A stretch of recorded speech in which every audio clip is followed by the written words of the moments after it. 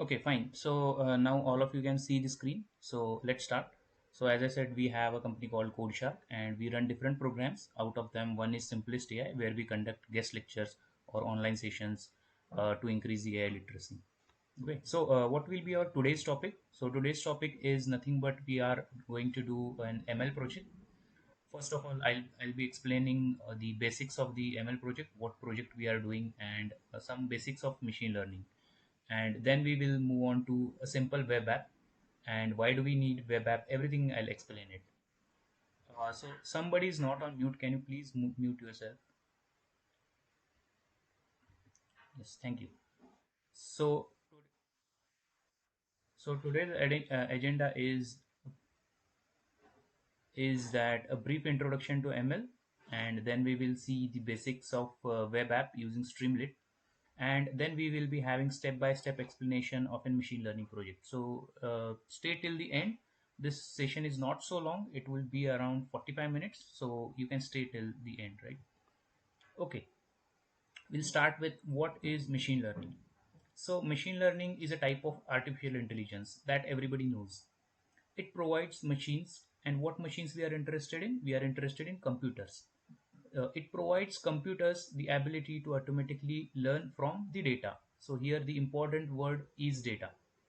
As you can see in the image, human says that I can learn everything automatically from the experiences, right? So you think of, let's say you started to learn how to ride a bike, right? So think of a time when you started to learn to ride the bike.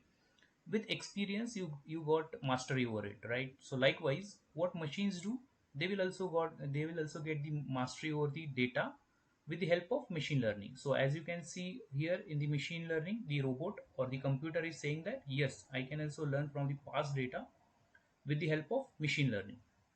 So this is a very generic and basic definition of machine learning. Now, there are different types of machine learning. So one is supervised machine learning, another is unsupervised machine learning. Most of you might have heard these terms, but you don't know the nits and grits of what it means. So I'll tell you what it is. Supervised machine learning deals with the data that has features as well as labels. Please remember these two words, features and labels. So in supervised machine learning, we have data, that means features and labels, but in unsupervised machine learning, we just have features and not labels. Okay, what is features, what is labels? I'll tell you, I'll explain you everything. Just keep in mind these two words. So supervised machine learning is classified as classification and regression. So classification basically is nothing but to classify the things, right? So what things can you classify? Let's take an example of movie reviews. Okay, so people will give movie reviews, that could be people will like it, people may not like it. So some are positive movie reviews, other ones are negative movie reviews, right? So that one is called classification problem. That means we are classifying into certain groups, different groups. In case of movie reviews, the groups are positive and negative. Regression problem. So regression problem is nothing but we have a target variable or the label as a continuous. For example, house price. So house price are not very discrete, right? So it will range from, let's say, 20 lakhs to 40 lakhs or 50 lakhs, right? So in that case, we are using regression as a machine learning algorithm. We will not look at unsupervised learning because mostly in industries they use supervised learning. Now, that was a very brief introduction to the machine learning. We will go into the deep learning. Why? Because our today's project is related to deep learning. That's why we will look at deep learning. Just consider this as a very simple topic, even it sounds very difficult that something is deep, but that's not the thing. It's a very easy topic. I'll explain you step by step. Okay, so what is deep learning? So you all know that human brain has neurons, and those neurons helps in processing data from the sensory organs. And what are sensory organs? We have eyes, we have nose, we have tongue, we have skin. So data that is collected from all the sensory organs is processed by something called neurons in our brains. Okay, and deep learning, now why I'm telling this, because I'll relate this to deep learning. Let's see how. So deep learning is a branch of machine learning and is inspired by human brains. And deep learning is based on artificial neural network. let's see, focus on the word neural. So neural is derived from neurons, right? So here can you see, so human brain has neurons and deep learning is also having neurons, right? And network is network. What is network we'll see in the coming slides, okay? And these neurons teaches computers to process data similar to human brain, right? So human brain helps to process the data, and the neurons in the deep learning helps to process the data, right? So it is similar. So deep learning is similar to the human brain. And what data we are getting? We are getting different kinds of data. So data could be numerical data, data could be text data, data could be image data, right? Whatever data it is. So now I think that the basics of deep learning is clear. Now, as we see earlier that deep learning is based on artificial neural networks. So we will see what is artificial neural networks. Can you see these green circles? So these are nothing but neurons, right? So these are neurons and this is network. Network you know, right? So one part is connected to the another, so that we call it as a network. So in artificial neural network, we have three layers. The first layer is the input layer. Can you see it here, input layer? So this is input to the system, the first layer. Okay, the middle layers are nothing but hidden layers, and those are known as feature extractors. Remember this term, feature extractors. And the output layer is a classifier. Okay, so remember this term too. So what are feature extractors and what is classifier, we will see, but remember these two terms, those are important terms. Now we understood we have input layer which is made up of neurons, we have hidden layer again made up of neurons, we have output layer again made up of neurons. Now, how this works? Okay, we saw that we have an input layer. Let's say we have an image. As I said, the input data could be image data, text data, or numeric data. We are taking here example of image data. So we have this image of a bird, right? So now we saw that the hidden layers are feature extractor. Can you see this feature extractor? So the middle layers are feature extractors. Okay, and the last layer we saw was the classifier. What classifier is doing? Sorry, first we'll go what feature extractor is doing. Feature extracting extractor is basically extracting the feature from the bird image. Okay, so now what could be the features of the bird? The features could be eye, the features could be the feathers, features could be anything, like anything that is in the bird, right? So those features are extracted, and then the classifier will classify that thing into one of the outputs. Now can you see here outputs? The output is bird, sunset, dog, and cat. As you correctly guessed, the output here would be bird. So what is this p bird? So this output is giving a probability. Okay, so when input is the image of the bird, then the probability of bird will be highest. If let's say the input image is the cat image, then the probability of the cat image here at the output will be highest. So this is how this neural network works. Okay, so okay, so what are the real-time applications of this thing? Okay, what we are doing, we are taking an image and we are classifying it into one of the categories, right? So the real-time example would be taking one of the image and categorizing it in one of the category, right? So here can you see the image? Here you can see car, truck, here it is truck, then we have a car, right? So identify and locate objects within images and videos. Now where it could be helpful, it could be very helpful in self-driving cars. Everybody knows Tesla, right? So they are making self-driving cars, and there this application is very very useful. Okay, now what is our today's project? So as I said that today's project is related to the deep learning, and we saw the basics of deep learning, right from neurons to neural networks to one of the applications of the deep learning. Okay, so our today's project is basically handwritten digit recognition. So can you see these digits? So first digit is 5, next is 0, next is 4. Remember that these digits are not printed digits. These digits are handwritten digits, right? So human writes everything, right? So if you say image number 4, then that is 1, but it is slightly slanted, but you consider it as a 1. Why? Because humans understand that this is a 1, right? So this is the MNIST dataset. MNIST dataset has around 60,000 images like this, like these images, 60,000, and we are dealing with a computer vision problem. Now I wanted to tell you that deep learning has majorly two parts. There could be many parts, but majorly we have two parts. One is computer vision, next is natural language processing. Now computer vision mostly deals with images, natural language processing mostly deals with text data. Okay, the application of the computer vision, as we have seen earlier, it is in self-driving cars. What could be the application of natural language processing? It could be chat gpt. Everybody knows chat gpt, right? So we input a text data and we get output as a text data. So basically for natural language processing, chat gpt is one of the application. And the one thing that we are going to see is the classification problem. We saw that machine learning has different parts. One is supervised learning and it has two parts, classification and regression. Here we are doing classification problem. Why? Because we are taking each image and then we are classifying it as a number. So if we take first image, then it will be classified as 5 because it looks like 5. Likewise the other images too. Now, what are our steps in doing this project? So our first step is getting the MNIST data. As I said earlier, this is the MNIST data. Then second is to create a neural network model. We have seen what neural network is. So we will create a simple model, neural network model. Then we will train that model. Okay, so as we learned earlier that machine learning models are trained by using some data, and in our project what is the data? That is the image data, this images data, right? Digit images. Next we will create a simple Streamlit web app.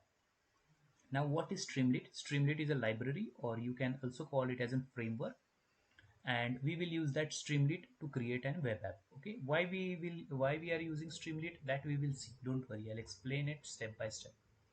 And finally we are going to display the results on the web app that we will create. Okay, so that is today's agenda. So let's dive into some basics of machine learning. Okay, so earlier what I said is that remember the two words. So here, can you see the screen? Yes, so I said that just remember two things: features and target variables. Okay, so target variables are also known as labels.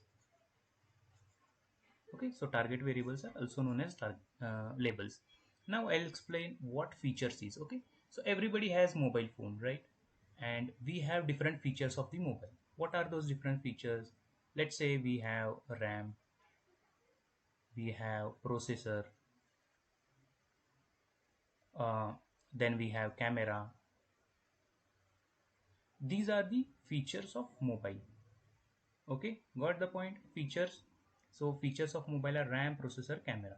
What could be the target variable? When you go and buy mobile, you see these features: what is RAM, what is processor, what is camera, and then you compare it with the price, right? Price. So price is nothing but target variable for mobile, or also we will call it as label. Okay, now for digits, right? How digits look like? Let's say this is 3, this is 4, right? So what could be features for the digits? Features could be here, 3 could be divided into like this, right? So first I'll do like this, then I'll do like this, then this. So these three are the features. When you combine all these three, you get the image 3, right? So these are the features of digits. Okay, let's say 4. What are the features of 4? You have one this feature, one is this feature, and one is this feature. When you combine this, you will get a digit 4, right? And what will be the target variable here? Because we are recognizing digits, so here we have a target variable as 3, right? Because we have an image of 3, this is an image of 3, and here the target variable is 4. Likewise. Okay, now got the point? Very easy. So understand the features and what are target variables. These are very important because when you start doing machine learning projects on your own, if you get the dataset from, let's say, GitHub or Kaggle or Google datasets, then you have to classify every dataset into these two parts. The first part is features, second part is target variable or labels, right? So now you got the point, what are target variables and what are features. Now we will go to the classification problem. As we saw that we are solving a classification problem. Okay, and in classification problem we are categorizing the outputs into one of the class. So here we have pass or fail, positive or negative. Okay, so what could be the dataset for pass or fail? We can have a student dataset, right? Students dataset. In that, what could be features here? Let's say roll number, let's say name, marks. Okay, and what will be the target variable? So target variable for this would be pass or fail, right? Pass or fail. What the point for student data set? Now we will look at here. Thank you. So for, let's say for we have a movie reviews, right? So for movie reviews, what will be the features? The features will be the text data. Okay.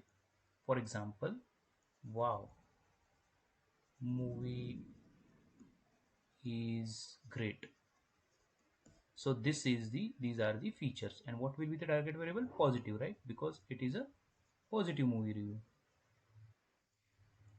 If let's say let's say we have an review of, let's say the movie is not good, then that will be a negative movie review. What the point? Now you know what is the classification problem, right? Now we will see in our projects what libraries we are going to use. Okay, so in our projects we are going to use a library called numpy. The other library is matplotlib, which is for visualization, and the next library is keras. Okay, so numpy library is for dataset, matplotlib library is for plots. You know all plotting, right? We have plots. And keras library is for neural network, that we saw earlier, right? What is neural network and how it works for neural network. So these three libraries we are going to use. Okay, now like I said, we are going to use a library, something called Streamlit. Okay, and I said that I'll explain why we are going to use a Streamlit library, right? So let's say you are doing a mini project, right? And you write a code where, in let's say VS Code, write a code in VS Code. So this is VS Code, you write a code over here. And now you have your oral presentation. Okay, you go to your professor and then you open a terminal window here, and then you'll show some output here, right? But that is only in VS Code, right? But suppose if I want to create a simple app, what that simple app will do, that app will take the code from VS Code and will display it on your browser. How good that would be, right? So in browser you have one column, let's say here your project name, then you'll be having here, let's say inputs, here let's say outputs, here your image or logo, whatever it is, here logo, right? It could be here. So now you tell me which is the easiest method? Showing your professor the code that he will not remember, he will not understand everything, and he'll just see one line of output here. Is this good? Or showing him a visualization is good? So everybody can agree that showing visualization is always good, because in the previous slides, right, I have shown you many slides. You remember each and every image from that. I'll ask you, do you remember the image on the first slide where there was a human and robot? Yes, right? Because why? Because human mind is basically made to remember images very well rather than the text or other kind of data. So that's why going with this approach is very good, right? And now suppose if I want to build a simple web app, okay? So there are two approaches. First, you can try with HTML or CSS, and there are many libraries like JavaScript, right? So learning these libraries is a very huge task. Okay, and to create a simple web app using these libraries is a huge task. For data science students or AI students, we don't need these kind of things, right? So we don't need to learn these difficult libraries. I'm not saying don't learn, I'm saying there is no need of learning these libraries because we have something called Streamlit. So Streamlit is a very simple library where you can create a very simple web app. Okay, and using that web app, let's say you just have to write 5 or 10 lines of code. That's it, and you are done with a simple web app. Okay, how this is done, we will see step by step. Okay, Now we will go to the code. Okay, so this is the code. So now you can see here I have imported some of the libraries, import time, import Streamlit as st. So I have installed Streamlit, and then I have imported and installed Streamlit library. Pandas is one of the libraries, NumPy is one of the libraries. Okay, so what I'll do, I'll uncomment this thing. Sorry. So here what I am doing is I'm just creating a simple data frame, okay, that has first column as 1 2 3 4, second column as 10 20 30 40, and I have just displayed this thing. Okay, so this thing, df, and I am using Streamlit library. Okay, then what I'll do, I'll save this. Can you see a white dot here? So this is not saved. So when I press Control S, now that dot is gone, right? That means the code is saved. Okay, now I have ran this code. I'll show you the output. Okay, okay, okay. So can you see here, this is the app that is running when I run that code. Now you will see the output. Okay, now you can see the data frame. What is the data frame here? The data frame is first column 1 2 3 4, second column 10 20 30 40. Can you see it here? First column 1 2 3 4, second column 10 20 30 40. Now to create this kind of simple app by using HTML and CSS, it will take a huge time. But how many lines of code we have written? Just one line of code to display, right? This is just a declaration of pandas data frame, and this is the display, right? Now I'll comment out this. We will see how different things are done, right? Now suppose if I want to display some text onto the website, so what I have this piece of code. Okay, so st.title, welcome to CodeShark, and st.header, we have written header, st.subheader, we have written subheader. This will print three lines here. So what I'll do, against here white dot, I'll control save, then I'll go there, and now see, source file has changed. Now this was the earlier display, so we have to refresh this thing. Now we are able to see, right? See, welcome to CodeShark, header and subheader, right, with simple three lines of code. Now likewise we will see different models what we can do, right? Now suppose I want to plot onto the website, right? So again I'll because I have written this code to save the time, right? I'll share this code, don't worry about it. I'll share this code. I'll save this. Okay, now see what we have A, B and C, and we have some data. Okay, so now I'll go here. Can you see the source file is changed? That means I need to refresh this. Now as you can see, we have three graphs A, B and C with the different colors. See how beautiful it looks with simple three lines of code. Okay, now I will comment out this. I'll show you how to take input from the users. If let's say you want to take input from the users, then simple slider is there. So what is the code here? It is st is nothing but Streamlit app. We are taking slider and one variable x, and we are displaying st dot write x square is x. So let's see how it works. So now again I'll refresh this.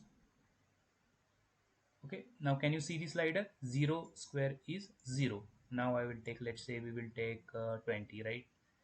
So 20 square is 400. Can you see how simple this is to take the input by using a simple slider line? So this is a simple slider line. Right, now what I'll do, I'll make two columns. I'll make two columns into the app. So I'm creating a left column and right column. The command is st.columns2. Why? Because we are creating two columns. In left column I'm writing this is a left column, and right column I'm writing this as a right column. Let's see how it works. I'll go here and refresh this. Now you can see this is a left column. That means from the half of the page, this is a left column, this is a right column. We will see a last command over here. So I'll comment this out. We will see how to import and how to display an image. Okay, so I have simply used image. I have a mountain image, and I am displaying that image using st.image. Okay, now let's see how it works.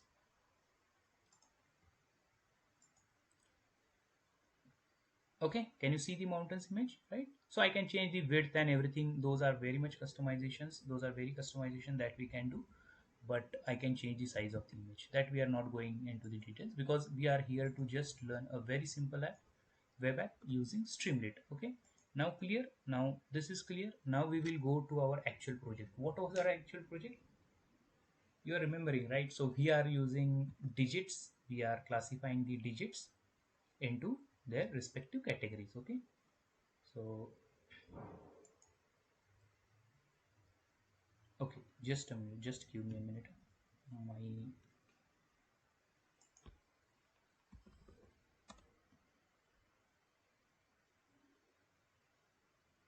because it is not running, I'll just open this thing. Just give me a minute.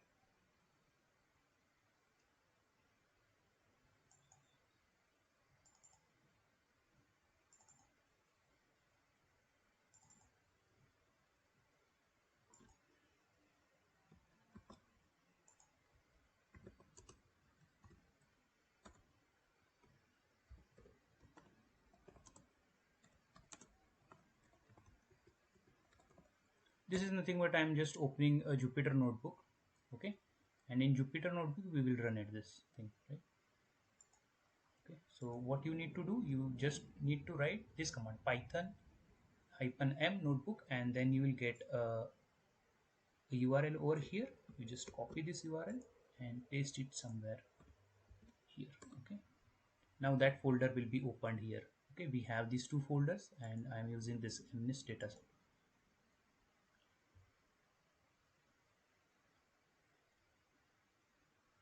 Okay, so now this is the dataset that we are using. This is the actual Jupyter notebook that we are using.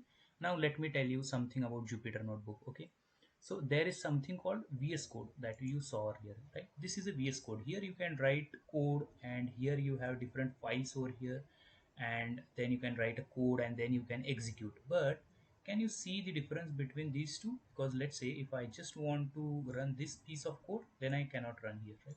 I have to write the complete code and then I have to run here. This is the run button. But here in Jupyter Notebook, these are cells. Okay, so each cell you can run. Now why this is necessary? Let's say you just want to test some of the code, right? So you don't have to run the complete code, and if you have, let's say, errors in different part of code, then you won't know, right? So that's why we are using a Jupyter notebook where we have different cells. This is the interface of Jupyter notebook. You can add cells over here, you can write anything, and if you want to execute, you have a button here, run, or you can just press shift enter. That is the shortcut key, right? So this is a very brief about Jupyter notebook. If you don't want to install Jupyter notebook, then you can always use a very free version which is called as a Google Colab. Okay, some of you might know this, some might not know this. Okay, so this Google Colab is one of the free options. Now we will go step by step for the our image, right? So you remember what was our project? So our project is nothing but we are taking data set from mnist, which is nothing but handwritten digits, and we are doing a classification problem using neural networks. What neural networks will do? It has an input layer, it has a middle layer which is a hidden layer, which is also called as feature extractor, and then we have output layer which is also called as a classifier, right? So let's see how it is. So as I said, we are using 3 or 4 libraries over here. The first is NumPy, so we are importing this, and we are importing matplotlib. This is for visualization, plotting the graph, and then we have keras. So keras is for neural networks, right? So we are importing keras. What are these? I'll tell you step by step. Okay, then I'll run it. I'll just press shift plus enter. Okay, now can you see the star? Star means it is running, still running. And when the star is gone, that means the code has completely run. We'll wait for a couple of seconds. Okay, can you see now the star is gone? That means the code has run. Okay, so now this has run. We'll go to the next. So the first thing is to load the data, right? So we are loading the data. Now we are converting this data into xtrain and xtest data. Okay, for MNIST dataset. Why we are doing this? I'll explain you here. Okay, so we have something called train data, we have something called test data. I'll explain you with a very simple example. Okay, so all of you are studying in engineering college or any college, right? So you have a semester here and you have a exam here, right? So your professor, your college professor will teach some material over here and he will test you in the exams, right? Similarly, we have a training data in the machine learning model. So what training data is used for? Training data is used for training the model, okay? We will just train the model using training data. And using test data, we are testing the model. Now let's say, now you will say, why can't we use same data for training the model and testing the model, right? So this will be a cheating, right?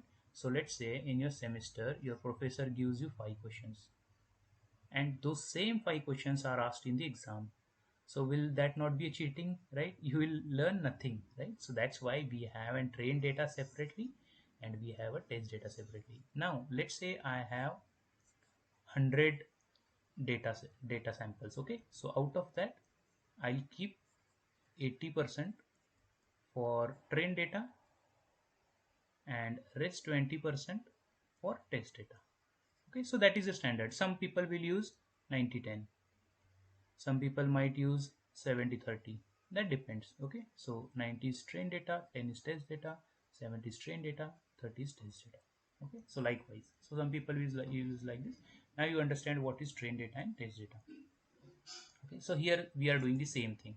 We are taking X train, we are taking Y train, we are taking X test, we are taking Y test, and we are loading the data from MNIST dataset. Right now, I told you to remember two words, which is features and target variables, or those are also called labels, right?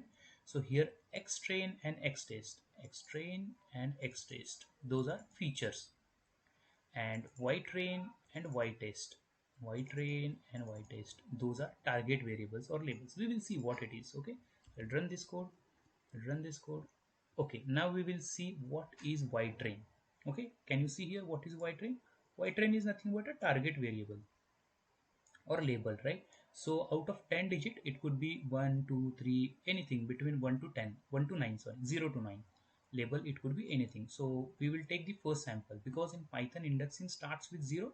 We will take Y train 0. Okay, now we'll see what is Y train 0. Now can you see Y train 0 is 5? That means the at the 0 place we have 5 as the digit. Now we will see feature, X train feature, how it looks like. Okay, can you see anything? This is a very big data, right? So as I said, that X train is nothing but features, right? So these are all features. Now everybody should know that image is nothing but basically pixel. Okay, so everyone knows that we have a camera called 10 megapixels or any megapixels, right? 20 megapixels, 50 megapixels. So that means that many pixels are there. Now for MNIST dataset, we have 28 by 28 pixels, and it turns out to be 784, 28 into 28. So this is X train data. So this is digit 5, because we have X train of 0, right? And the corresponding of Y train of 0 is 5, right? So this should be 5. But how will we confirm that this is 5? Let's say these are all zeros. These are some pixel values, right? Here, so there are some pixel values. Now we have a visualization tool called PLT. So what we will do, we will see what X train is. X train of 0 is. So X train of 0 in digit, we can see like this, but in image, how it looks like, let's see. See here, the images of 5, right? So in X train of 0, we have these pixels and the label is 5. So now we are getting the correct output, right? So this is 5. Now if you check for, let's say, X train of 1, sorry, Y train of 1, that is digit 0. Okay, then we will check here 0, sorry, 1, then we have this array. Okay, and now we will check here again X train of 1. Now it should show 0, right? See, 0. Okay, got the point? So this is very easy. Okay, now we know what our data set is. We know what are our features, what are our target variables or labels. Now we will go down. Now we will display some of the images. Okay, let's see. See here, we have 5 here, we have 0 here, we have 4 here. Can you see the label over here? So these are handwritten digit and this is the label. This is 1 here, this is 9 here. Okay, now we are converting the target variable to categorical. So what is our target variable? Target variable is this y0, y train basically. Y train is our target variable. So this could be 0 to 9 digits, right? So we are converting it to categorical. Why? I'll explain this. I'll explain this over here, right? So we are going to see why we are converting this variable to categorical. Okay, we all have seen this neural network, right? We all have seen this neural network.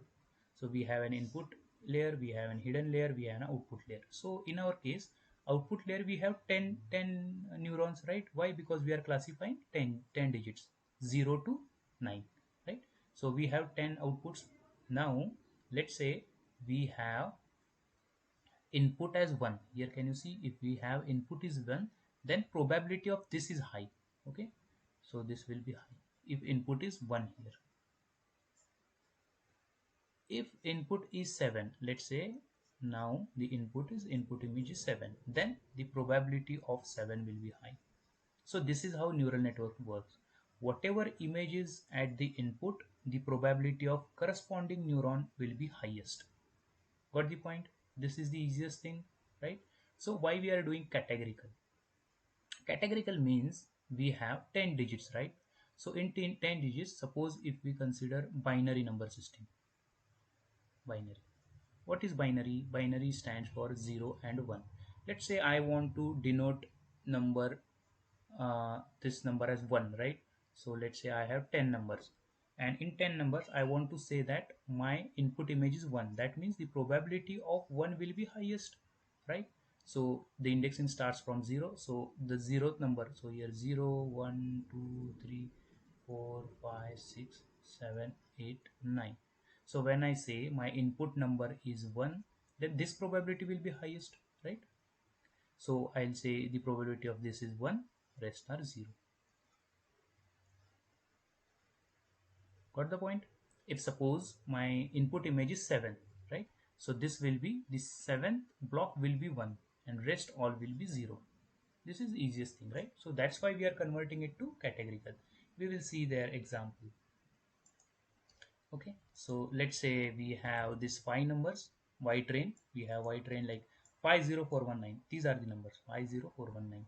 Then we will convert the third number to categorical. Now you tell me which number will be 1 here? Fourth number. Why? Because it starts from 0, right?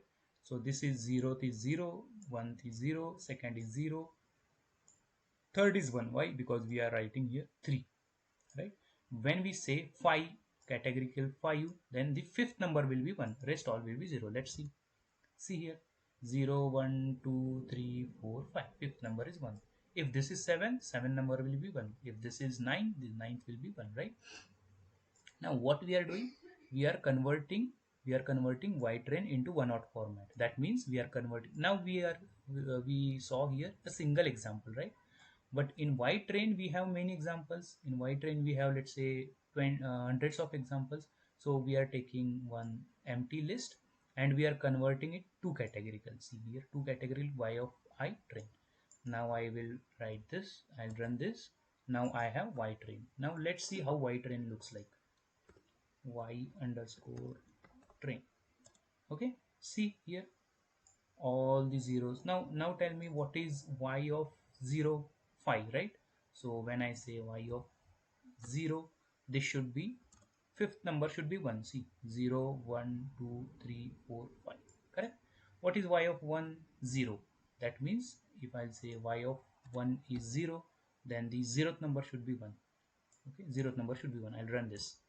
See here, zeroth number is 1, rest of all are zeros. Okay, so likewise we are converting y train into categorical and y test into categorical. Okay, now we are going to create a simple neural network. Here we saw the neural network, right? Here we saw where it is. Yeah. Here we saw a simple neural network, right? Likewise we are creating a simple neural network. As I said that we will be using keras. Can you see here? Keras, we are importing dense, flatten, sequential, right? So these models will be used to create a simple neural network. Here you can see the model is sequential. Sequential, that means one after another. We have an input shape. How much is the input shape? 28 by 28. Why? Because our input image has a size of 28, 28. Then we have a dense layer of 5. This is a hidden layer because it is in between the input layer and output layer. And output layer is 10. Why? Because we have 10 outputs, right? If let's say our data set was pass or fail, then this could be 2. Why? Because we are just displaying pass or fail. Okay. Now we have run this. We will compile this model. We need to compile this model. We are taking loss as categorical cross entropy. See, these are simple concepts into machine learning, and it will take time to understand these concepts. We will be conducting more online sessions for this, but for time being, just understand that we are determining loss, we are determining optimizer, and we are having metrics as accuracy. Okay, then we are training the model, train the neural network model. Just understand that we are using model dot fit. Okay, now we'll start training. Okay, so as we are using 5 epochs, it will run for 5 epochs. So first epoch is running, second epoch is running now, and you can see here how much time it is taking. See here, 3 millisecond per steps, and it has taken total 6 seconds. And you can see here loss, you can see here accuracy. Okay, how much is the accuracy? 67. See, the accuracy is increasing, right? First it was 54, then 67, then 71, then 74, and now it has increased to 74. More than it is 74.03, it is 74.69. Okay, so now we can train this for 10 epochs, 20 epochs, how many epochs we want. Okay, now we are making prediction on single images. Let's see. We will first see the image. What is this image? 7, right? What is this image? X test of 0. This is the image, 7 image. So if now we feed this image to the model should give me the output as 7. But before that, I want to reshape it into 1 comma 28 comma 28. Why? That is the need of the neural network model. That is the very specific detail of the neural network.